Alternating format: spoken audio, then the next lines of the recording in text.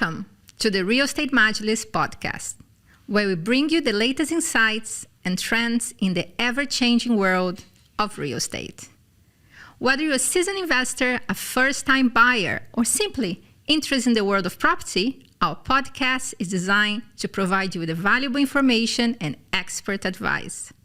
From discussing the latest market trends and investment strategies to exploring innovative technologies and design trends, myself, Dr. Mahmoud and my co-host, Cecilia Rinaldo, will share our knowledge and expertise to help you make an informed decision in the real estate industry.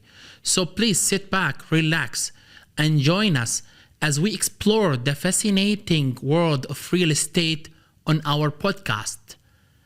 This episode is powered by ThinkProp, the leading Abu Dhabi-based real estate training institute. Whether you're starting your career in real estate or looking to take it to the next level, ThinkProp offers a diverse range of courses certified by the Department of Municipalities and Transport, DMT of Abu Dhabi, with both in-person and online classes available at affordable prices. ThinkProp provides flexibility to fit your schedule. This institute is dedicated to developing a stronger real estate industry through knowledge and expertise. Visit ThinkProp website at thinkprop.ae to learn more. In today's episode, we will discuss service charges as asset management. We would like to introduce our guest, Fadi Nwilati, CEO of Kaizen Asset Management Services. Fadi is one of the most influential professionals in Dubai real estate and property management sector with over 20 years of experience in investment in real estate within the Middle East. Let's welcome Fadi to the show. Fadi Nwilati, CEO and founder of Kaizen Asset Management Services. We're so glad to have you with us today. Thank you. Glad to be here as well. Welcome. With my great co-host, Cecilia, we're going to jump to the questions. Great. Fadi, I do remember first work for me in Dubai Land Department. I used to have a lot of people who come to my office and say, we bought this property, but then we got this invoice of service charge. What is service charge? Why should we pay service charge? We already paid for the price of the property. So what is service charge and how is it calculated? Service charges are basically your expenses to run the building, which include your maintenance costs, your repair costs, your costs for soft services such as cleaning, security, and overall maintenance of the building. The best comparison for me when thinking of service charge is what I tell people usually is think of you buying your car. When you buy your car, you've got your purchase price, and then throughout the year, you've got to pay for car insurance, you've got to pay for the fuel to drive the car, you've got to pay to maintain the car at the service center and pay service charges for your car. And then every now and then you also get certain equipment, your wheels need to be replaced, for example. So the best analogy or best comparison is with your car usually. You think of your fuel as the utilities of the building. So we pay electricity and cooling charges to cool the building and keep it up and running. That's very similar to what you pay in fuel for the car. The maintenance is similar to the maintenance of your car. Insurance is insurance, etc. So the properties need to be kept, properly running. Great, but Fadi, when we talk about service charge, just to clarify, we're talking about expenses for running and maintaining the common areas, right? Correct, in a jointly owned property. So It's not inside units, right? Correct, yes. Okay. It is to maintain the common areas, the facilities and amenities in a building, your elevators, your swimming pool, your gym, your lobby. It's to pay for the services that you are receiving from the common areas in the building. And you have to pay for that if you're using or not using, doesn't matter, right? That's correct. Again, I love the car, the analogy or the comparison to cars. You need to pay for the maintenance of your car and the insurance of the car, even if you're not driving it throughout the whole year. So Great. Yeah. I have actually an interesting conversation yesterday with a friend who came and said, oh, I got this really good property with an amazing price. And when she told me the price, it was in Dubai Marina. I said, well, that's really good. The market it's really hot right now. I thought she was getting a good deal. But as she was talking about how amazing the property is, she said the magic words. She said, and it had an amazing balcony. And then I asked her, did you check how much is the service charge for this apartment? He said, no, the broker didn't give me this information. I said, you know what, before you go ahead, give the broker a call, get the number and call me back. And then she calls me a little bit upset saying, well, it's 100,000 service charge because apparently the balcony is huge. So my question is, why the service charges include also the balconies? Interesting. The service charges actually don't include, we don't charge service charges on the full size of the balcony. Correct. We take 25% of the size of the balcony into the service charges. And this is recent rule, or it's been like this for? It's been like that for about 40 years now. Okay. Yeah. It was a new practice that was introduced by the Real Estate Regulatory Agency, and that is to accommodate for apartments that have large balconies or overly large balconies. But it's still the value. This was a 2-bedroom in Dubai Marina. The service charge cost was coming to over, obviously had a very large balcony, but it was coming to 100,000, which made the investment not so interesting. So obviously it's important that people, when they're looking for properties with a huge area, to find out what the number is to make sure it's correct. It must be a large apartment, a really large 2-bedroom apartment for the service charges to be 100,000. So she was not very happy and she didn't go ahead with the property. And that's a good thing, actually. Yeah. We always say that investors should look at service charge because that's going to eat from your rental income. If you want to calculate your yield, this is your rental income minus the service charge. Yes, correct. So it's needed to be thought about from the beginning. For sure, just like with any purchase decision that you're making. But I personally disagree with the statement of having to just focus on service charges as being a cost. A lot of investors, a lot of owners look at service charges as a cost, and they always try to only reduce that cost. To me, I like to focus conversations on value.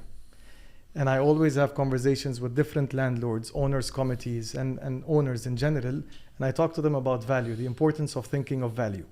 When you have a lot of properties in Dubai, you have many examples where service charges are 30 dirhams per square foot. But your rental income is 3 times the amount of rental of a similar property in that same area. When I say similar property, is not like for like, but geographically located within the same area. You look at Dubai Marina, for example. You have buildings with service charges of 12 dirhams, where a 1-bedroom apartment is rented for 50,000, and you've got buildings where service charges may be 20 dirhams, but your rental value is 150,000 from the same size property. So it's important when thinking of service charges to really correlate value with what you are getting, the value of rental income with the value and the amount that you're paying in terms of service charges. It's not a binary, 1-0. And you're absolutely right. You're absolutely right. And you do see that variation of rent per building, especially now, obviously, from when the units were sold off plan. You had not really much idea how the service was going to be maintained. But I think this leads to the next question. Who approves the service charge value, right? How does that work? Because obviously, even though there is an amount, I think a lot of owners, they question, who made the decision here, how this budget is calculated, how does this process work? Is it transparent and is it regulated? Yeah. It's, in my opinion, overly regulated, but it's in the interest of the investors. As a management company, we go through a lot of regulations, but at the end of the day, we understand that these regulations are there to protect the real estate investors. There's a very methodological process to preparing a budget. Sure. So we start with doing tenders for this. We start first with understanding the property, understanding what the property needs and the current status of the property. Is it old? Is it new? Are there certain repairs that need to be done this year? Similar again to your purchase of a car. Do I need to replace my wheels this year, or will they last another 6 months, another year, etc.? So we start by understanding the status of the property. We go out and we create a request for proposal with service providers based on a scope of work that is based on the needs of the property itself. We tender, and we have to obtain between 3 to 6 proposals. We obtain those proposals. We do a tender evaluation of these proposals, both a commercial evaluation and a technical evaluation. And then we recommend one of the service providers for each service based on the scoring of the technical and commercial evaluation.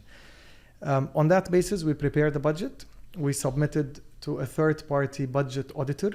So the new law 6 of 2019, which regulates service charges, have imposed that a third-party financial audit firm would review the budget at the time of preparing it. And that process is a very rigorous process. They look at all the proposals. They look at the tender evaluations. They challenge if they see anything that has a question mark or a red flag around it. In some cases, they even visit the building. If they see certain amounts or certain that are typically higher than the average. Exactly. They would request to visit and see it for themselves. And after the auditor is comfortable with the budget, then we go with the next process or next step of approval, which is with the Real Estate Regulatory Agency. That process is also a very diligent process from RERA. They review the budgets in details. We have sometimes a lot of challenging and interesting conversations. And if there is an increase in service charges, we even have to go through another layer in RERA where we have to meet with the senior managers and senior leadership of RERA to explain and justify why there is an increase. And only then the budget gets approved. So we go through internal process and with the financial auditor and then with the regulator. If there is an owners committee in the building, we also have to submit the budget to the owners committee and explain to them each budget line item, share with them the tender evaluation and our decision-making process, basically, in preparing the budget. We also take their comments. We have to document them in writing, and we submit them to the budget auditor and to RERA at the time of budget approval. So that's great to know that all the service charges in Dubai are regulated by RERA. Yes. So developers cannot just pick and choose the number. Developers have no say in preparing budgets. We manage 100 projects in Dubai with about, I think, built by 20 different developers, and developers have absolutely no say in the budget preparation process. So the question now, in terms of service charge, just to make it simple for people, what does it include? And what are the major items that we spend more on? Okay. There are two main funds that compose the service charge budget. One is the general fund, and the second is the reserve fund. The general fund is basically what you need to keep the building running. So that is your utility costs, your security costs, your cleaning, your maintenance, your insurance, your master community levy and the contribution of the building towards the master community. There are about 25 budget line items or services that fall under the general fund. And the second component of service charges is the reserve fund. The reserve fund is a sinking fund that we charge every year to building owners or to unit owners. And over the years, we accumulate this amount, this reserve fund amount, for us to use it at the time when we need to replace a major equipment in the building or conduct a major repair. That process is also regulated. There are third-party companies that are approved by the authorities. They come in, they study the building, and they do what we call a reserve fund study. That reserve fund study would basically, they would study the assets, study the different systems in the building, and they turn around and say, you probably will need to replace your elevator in 20 years. The cost of the elevator in 20 years is going to be X, say, $1 million. And basically, we start accumulating for that replacement from day one of the project. This way, whenever there is any major repair that needs to happen or a replacement, owners are not surprised with a major bill. We've already been prepared and accumulating into the sinking fund. Back to the general fund. Yeah. We talked about utilities, we talked about electricity and so on. Yeah. So And it's said that 50% of that general fund is really going for utilities, especially the cooling. So can you elaborate more on this? Yeah. So, like you said, about 50% of the building budget goes towards cooling and the electricity usage in the building. It varies actually between 35% to 60% in some cases. In buildings where we have district cooling, it's usually on the higher side. In buildings where you've got the old systems, like your split AC systems, it's usually utilities would be around 35% of the building budget. And then you've got about 20% for security. Depending on the size of the building, 10 to 20% also on security, 20 to 25% on maintenance, and the balance on the other services in the building, including insurance and soft services. So when you talk about the reduction of service charge, which items do you reduce usually as a management company? The focus is always on utilities. And that's for two reasons. One, I think the entire industry, and we are heavily focused on reducing carbon footprint. And to reduce carbon footprint, the byproduct of reducing carbon footprint in a building is you reduce your energy consumption. I always have conversations with owners and I say the focus should not be on reducing maintenance costs or cleaning costs or security costs. The focus should be on reducing utility costs. And the reason being is if you reduce 20% of your utility costs, when they compose 50% of your budget, that translates to 10% of savings on your service charges.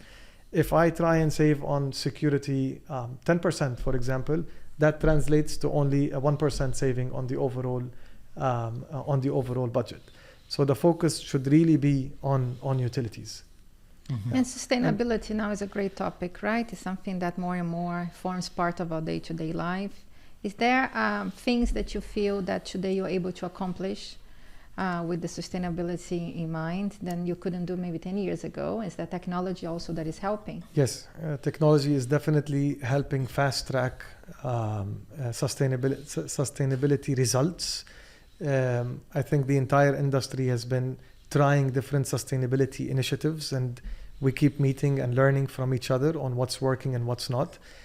Today, for example, you have your smart irrigation systems that are able to reduce water consumption from landscaping by 20 to 35%. And these are case studies that are happening in Dubai and in the United Arab Emirates. You've got your IoT sensors that are being used in properties to do different things. To reduce energy consumption. And we've got case studies where we were able to reduce cooling by 33% in a particular project over a period of 5 years. And when we think of sustainability, we've got to keep something in mind. We're not only thinking about the environmental sustainability. There's also the social sustainability element.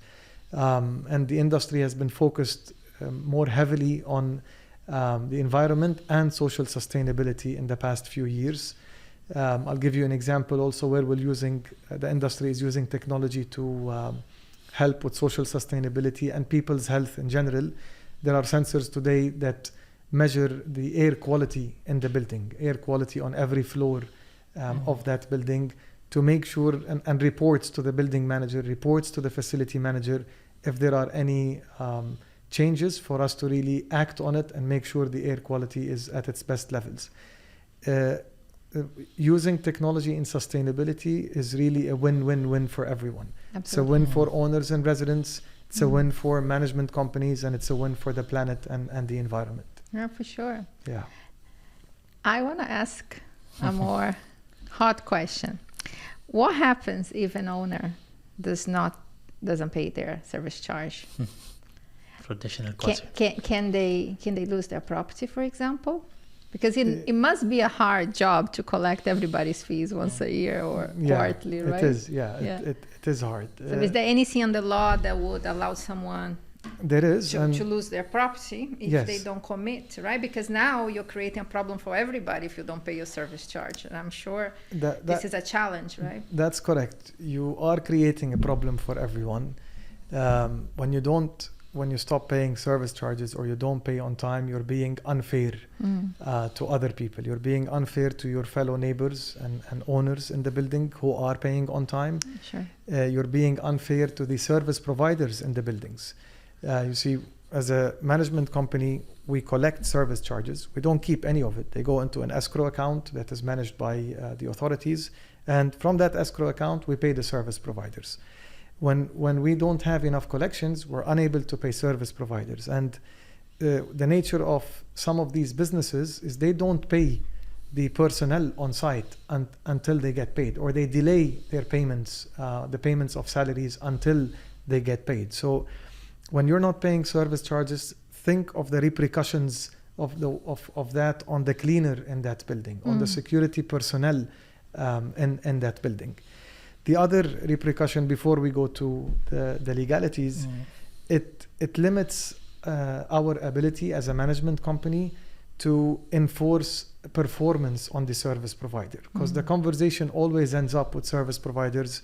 When we talk about quality and improving quality, they come back and say, I'm not getting paid. I haven't been paid in 3 months. I haven't been paid in 6 months. So we lose that leverage of our ability to improve the services in the property when people don't pay.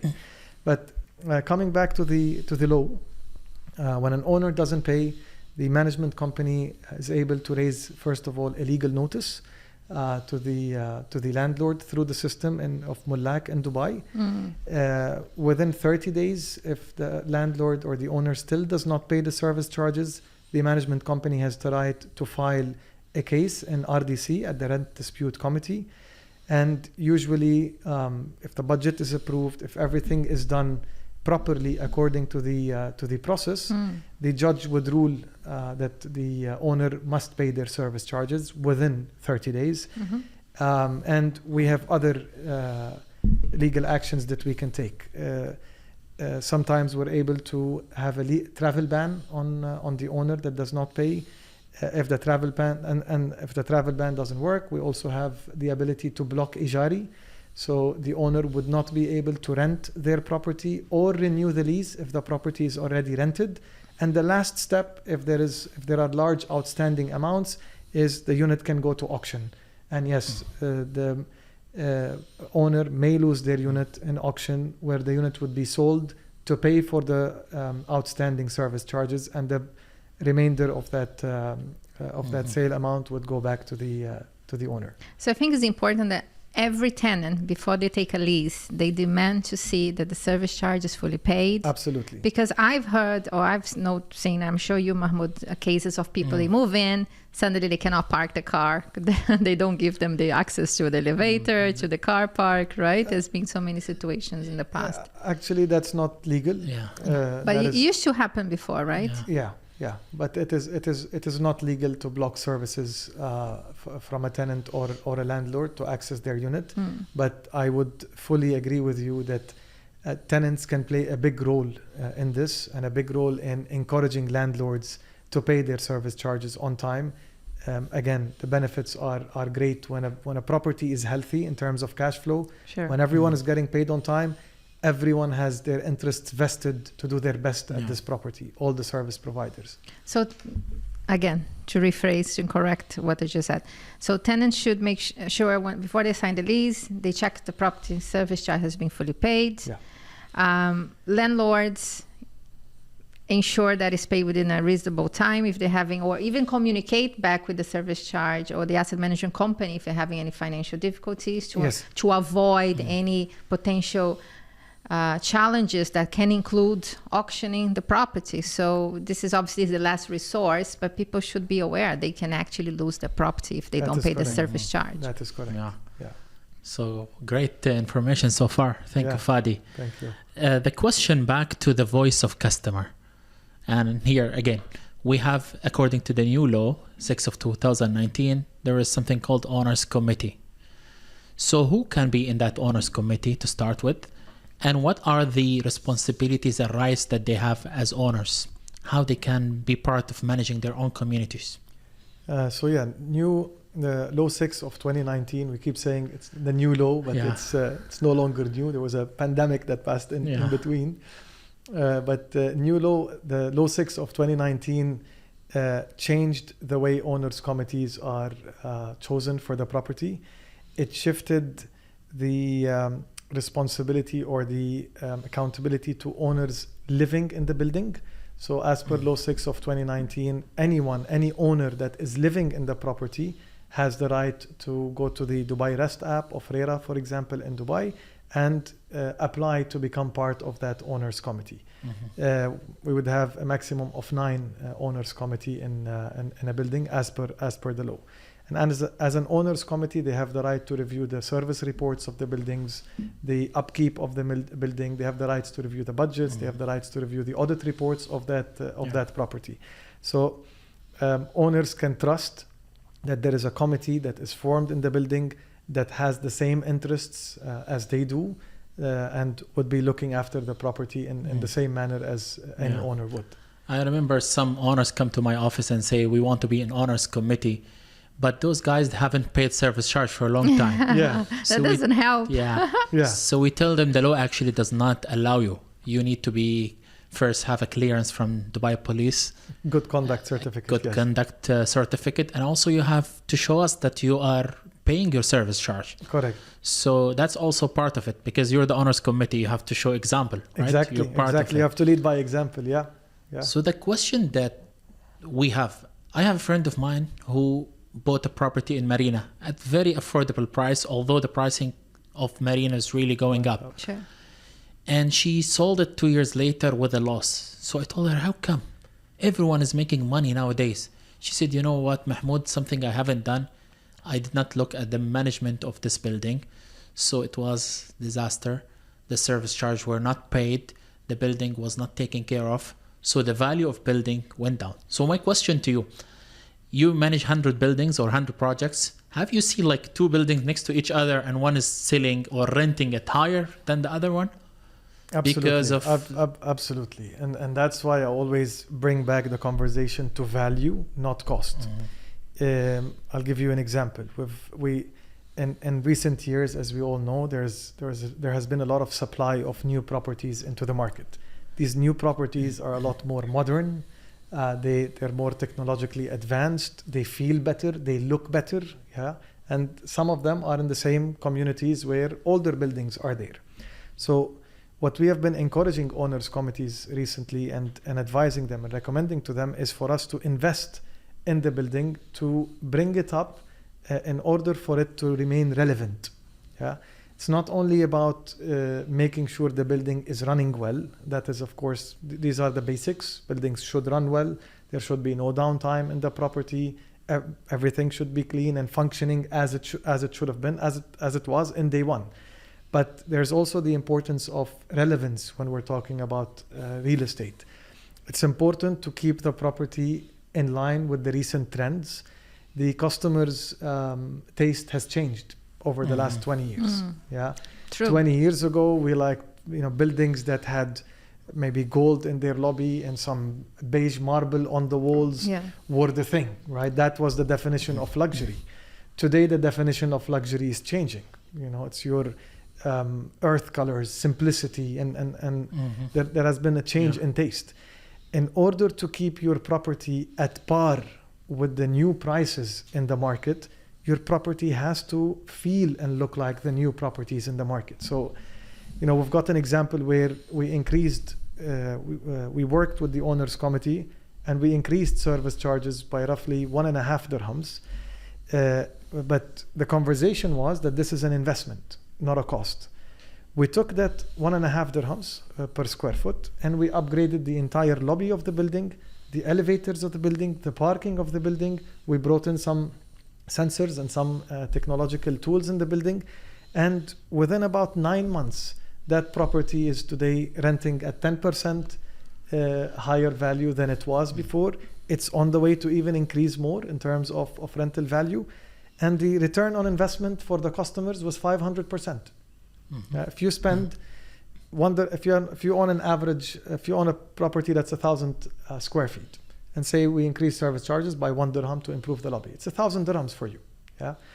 When we accumulate that across 200 owners, that enables us to upgrade the lobby and which enabled owners to increase their rent by 7 to 12,000 dirhams in that property from an investment of 1,000 dirhams per unit or per apartment. So to stay relevant, especially in areas that are highly liquid and highly in demand, like Dubai Marina, you need to make sure you're with the right management company, that the management company is taking good care of the property and upgrading it and keeping it relevant with the trends and the changes of the market. Amazing. Very important. Yeah. Fadi, go I ahead. know that you have a question. I'll get my last question. I know the time is up, and then I'll leave you with Cecilia.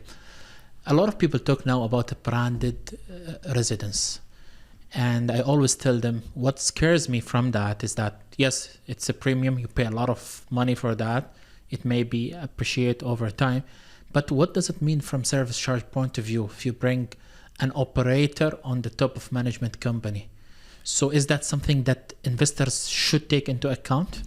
It's a whole separate topic on itself. But yes, the most important area to consider if investing in a branded residences is to ask, are there going to be continuous yearly charges from the brand itself to keep the brand? There is a project that I am aware about in the city whereby the brand has imposed that they would charge roughly 20% of the service charges just to keep their brand on the property, and that charge would remain forever. So it's important to, when investing in branded residences, to ask these questions and to understand the agreement that is between the developer and the brand. Read the SPA, make sure that there's clarity when it comes to the brand, because you're absolutely right. There are so many, and it's not straightforward, right? I think every branded residence has a different approach. Yes. So customers need to be clear what they're looking for. Absolutely. Fadi, it was a pleasure to have you with us. Thank you. It was such a great discussion, right, Mahmoud? Amazing. I like it.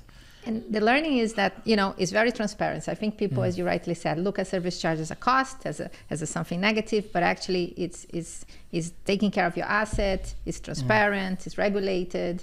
So the UAE, again, showing that, it's just not about buying the property, but the after ownership and what comes with it is an important aspect when who is managing and maintaining your building. Yeah, just always, if there's one key takeaway, focus on the value that you are getting out of your service charges.